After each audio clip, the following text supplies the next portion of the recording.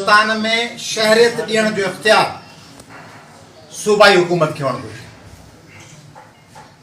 दोहरायूं था, शहरियत ॾियण जो पासपोर्ट पाकिस्तान जो गॾियल आहे समूरनि पाकिस्तान जो आहे। शहरियत ॾियण जो इख्तियार सूबाई हुकूमतुनि खे हुअणु घुरिजे। उन करे ॿियनि सूबनि मां आयल माण्हुनि खे वोट, मिल्कियत ख़रीद करण ऐं डोमिसाइल ऐं PRC जो इख्तियार न हुअणु घुरिजे।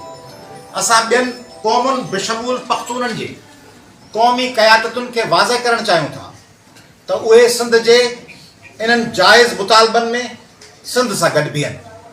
असां समूरनि सिंध दोस्त पुरअमन सियासी ऐं क़ौमी कारकुननि खे जस ॾियूं था जिन हिननि ॾुखियुनि घड़ियुनि में पुरअमन एहतजाजनि ज़रिए सिंध जे हक़नि लाइ जिदोजहद कई ऐं पंहिंजे क़ौम खे पुरअमन करण में मस्बत किरदारु अदा कयो। अॼोको इजलास मुतफ़िक़ा राय सां घुर करे थो। हिकु, बिलाल काका जे कातिलनि खे गिरफ़्तार करे संदसि खून सां इंसाफ़ कयो। ॿ, अफ़गान पनाहगीरनि समेत ॿियनि समूरनि गैर क़ानूनी परॾेही पनाहगीरनि खे पंहिंजे मुल्कनि ॾांहुं वापसि मोकिलियो वञे। टे, मौसर कानून साज़ी वसीले पाकिस्तान जे ॿियनि सूबनि मां सिंध में रोज़गार लाइ आयल माण्हुनि खे डोमिसाइल, PRC, शनाख्ती कार्ड, मिल्कियत ख़रीद करण ऐं वोट जे हक़ खां महरूम कयो वञे। चार, कराची में अफ़गान पनाहगीरनि ऐं ॿियनि गैर क़ानूनी परॾेहनि जे कचनि आबादियुनि खे रेगुलराइज़ करण वारी सिंध असेंबली मां पास कयल बिल खे वापसि वरितो वञे। पंज, आबादियुनि ऐं मेन शाहराउनि ते पुरतशद्दुद कार्रवाइनि ऐं हमलनि में मुलविस अफ़गाननि खे फौरी तौर गिरफ़्तार कयो। छह, सॼे सिंध मां गिरफ़्तार कयल पुरअमन क़ौमी कारकुननि खे फौरन आज़ादु कयो वञे।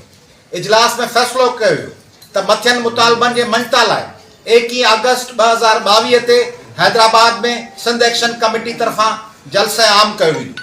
अॼोके इजलास में सिंध तरक्की पसंद पार्टी जे चेयरमैन डॉक्टर कादिर मक्सी, GSN मुआज़ जे चेयरमैन रियाज़ चांडियो, अवामी जमहूरी पार्टी जे सदर लाल शाह, पोरत मज़ाहमत जे सदर मसरूर शाह, जसकम अॻवान अरबाब भील, GSN मुआज़ जे सरबराह अब्दुल ख़ालिक जुणेजे, GSN क़ौम परस्त क़ौमी पार्टी जे सेक्रेटरी हालार रतड़, इंडिजिनस अलायंस जे अॻवान सैयद खुदारनो शाह, जसकम अॻवान दीदार शाम, इंडस लायर फोरम जे अॻवान एडवोकेट आकिब राजपर, GSN मुआज़ सरवर सहतो जे अॻवान आदम उट, सिंधी अदबी संगत जे अॻवान नईम मलिक, सैयद ज़ैन शाह, ताज जोयो, रोशन बुर्रो, हैदर शाहानी, नवाज़ भादाई, मीर मोहम्मद मंगरियो ऐं अयाज़ लतीफ़ पली जो शिरकत कई।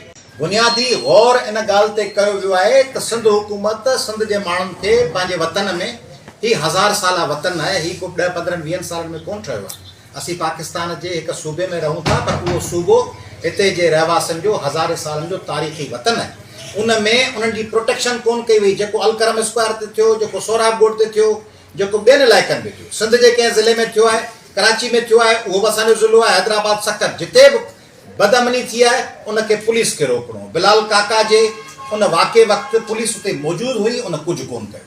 तंहिंजे करे हिन सॼे वाक़े में पुलिस ऐं इंतिज़ामिया फेल थी वई आहे ऐं क़ौमी कारकुन अञा ताईं उन्हनि ते FIR बि कटिजनि, उन्हनि खे गिरफ़्तार कयो पियो वञे, उन्हनि खे जेलनि में मोकिलियो पियो वञे। जेके माण्हू पुरअमन एहतजाज कनि था उन्हनि खे जेलनि में थो मोकिलियो वञे।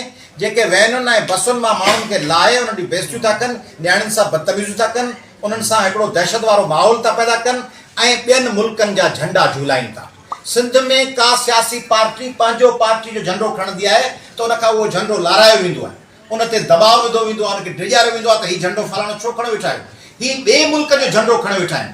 पाकिस्तान में को बि माण्हू भारत जो झंडो झूलाए थो, अफ़गानिस्तान जो झंडो झूलाए थो, उहो पाकिस्तान जे माण्हुनि ते हमले आवर आहे, उन मुल्क जी इंटेग्रिटी ते हमले आवर आहे, उहो सिंध जे माण्हुनि ते हमले आवर आहे। तंहिंजे करे इन मामले जी इन अॼोके इजलास में तमामु संजीदगी सां गौर कयो वियो आहे। सिंध खे पुरअमन रहण जी अपील कयूं था। असां सभिनी जी अपील इहा आहे त सिंध पुरअमन रहे। असांजो कंहिंसां बि को बि जहिड़ो कोन्हे जहिड़ो असां ते मुसलत कयो पियो वञे। असीं सभिनी खे पंहिंजो भाउ सम्झूं था। पाकिस्तान में जेके क़ौमूं तारीख़ी वतन रखनि थियूं पंहिंजनि सूबनि में, उन्हनि खे असीं पंहिंजो भाउ था रखूं, सम्झूं, उन्हनि सां पुरअमन रवैयो रहण। सभिनी सिंधियुनि खे ऐं सिंध में रहंदड़ ॿिया जेके बि ज़ातियूं आहिनि, मुल्कनि जा माण्हू आहिनि, सूबनि जा माण्हू आहिनि, उन्हनि खे इहा ॻाल्हि ज़हन नशीन करे छॾणु खपे त सिंध जेको आहे सिंधियुनि जो तारीख़ी मादर वतन आहे। उन वतन में इख़्तियार जेको बुनियादी उहो असां सिंधी माण्हुनि जो आहे। केरु रहंदो, कहिड़ी पोज़ीशन में रहंदो, कीअं रहंदो इहो फ़ैसिलो असांखे करिणो आहे। ईअं न आहे त तव्हां आबादियूं वठी 10-20-25 लख माण्हू गॾु करे बंदूकूं गॾु करे पोइ कंहिं इंडिजिनस नेशन खे मफ़लूज करण मफ़तू करण लाइ तव्हां उन्हनि खां ग़लति फ़ैसिला करायो। हीअ जेका बि सूरत पैदा थी आहे बिलाल काका जे वाक़े खां पोइ, जेकॾहिं हुकूमत अहलियत जो मुज़ाहिरो करे हा, पहिरें कलाक में कातिल गिरफ़्तार थी वञनि हा, त पोइ इन क़िस्म जी सूरत पैदा न थिए हा। या FIR कटण जे लाइ बि माण्हुनि खे सॼी राति रोड ते बीहणो थो पवे त FIR थी दाख़िल थिए। उन खां पोइ कराची जे अंदरि अञा ताईं अॼु जी रिपोर्ट इहा आहे त रोड ते 200 दहशतगर्द कलाशन कोफूं ऐं मशीन गनूं खणी वेठा आहिनि। पुलिस ऐं ॿिया लॉ एनफोर्समेंट जा इदारा उहे हुननि खे रुॻो ॾिसनि पिया। जेसीं ताईं हू सिंधियुनि जी कंहिं नियाणी जो रओ न लाहिनि, कंहिंखे गोली न हणनि, कंहिंखे मथो न फाड़नि, उन वक़्त ताईं ख़ामोश तमाशाई आहिनि। जेकॾहिं हुकूमत इन क़िस्म जो रवैयो इख़्तियार कंदी, असांखे डप जे पाछे में रहण ते मजबूर कंदी, त असीं वाज़े ॿुधाइण था चाहियूं त असां कंहिं डप जे पाछे में रहण जे लाइ तयारु न आहियूं। हीअ हुकूमत जी ज़िम्मेवारी आहे। असां हेॾे वॾे बेदाद खां पोइ बि जेको कराची में बेदाद थियो, उन खां पोइ पंहिंजी क़ौम खे पुरअमन रहण जी अपील कई आहे। ऐं सॼी सिंध जे हीअ एक्शन कमेटी सॼी सिंध जे उन्हनि नौजवाननि खे साराहे थी जिन पंहिंजे हक़ जे लाइ एहतिजाज त कयो, रोडनि ते निकिता, मुज़ाहिरा कयूं, रातियूं जाॻिया, पर किथे को गोली जो ठका न कयो, को डंडो हणी पत्थर हणी कंहिंजो मथो न फाड़ियो। इहा ई ॻाल्हि सिंधी शौर जे सियासी शौर जी निशानी आहे त असां छुड़वाक न आहियूं, असां दहशतगर्द न आहियूं, ऐं असां पंहिंजी मर्ज़ी जे तइ कयल फ़ैसिलनि जे पोयां हलंदासीं, कंहिंजी मर्ज़ी ऐं डिक्टेशन ते न हलंदासीं। इन करे पहिरीं हुकूमत जी ज़िम्मेवारी आहे त हू लॉ एंड ऑर्डर मेंटेन करे, पोइ पश्तून क़यादत जी ज़िम्मेवारी आहे त जिन माण्हुनि 50 साल पाकिस्तान जे अंदरि तारीख़ में 75 सालनि जी तारीख़ में घटि में घटि 50 साल जेको आहे असांजा जमहूरी तहरीकुनि में गॾु रहिया आहिनि, असांजा क़ौमी हक़नि जी तहरीकुनि में गॾु रहिया आहिनि, ऐं आख़िरी जेको इताद पूनम हो उन में गॾु रहिया आहिनि, उहे पंहिंजे उन मौक़िफ़ जो भरम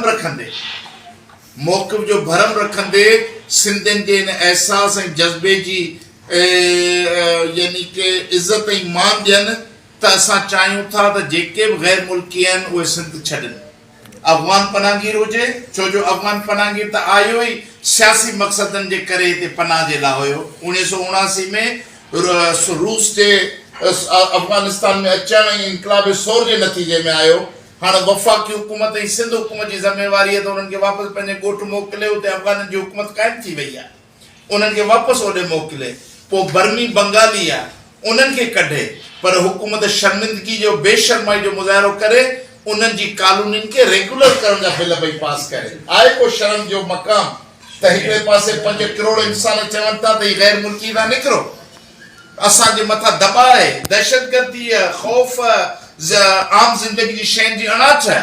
हुकूमत इहो बैन अल-अक़वामी फोरमनि सां, UN सां, ॿियनि सां मिली अहिड़ो इंतज़ाम करण जे बजाए अफ़गानिस्तान जे इशू ते चवे थी त असांखे फंड ॾियो, त अञा पेट में विझनि, रिश्वतूं कनि, ऐं ॿियनि खे जेको आहे उते कची आबादियूं सिंध जा क़दीमी ॻोठनि खे रेगुलर करे उन्हनि खे मुंज़िम तरीक़े सां हिते आबाद कयो पियो वञे।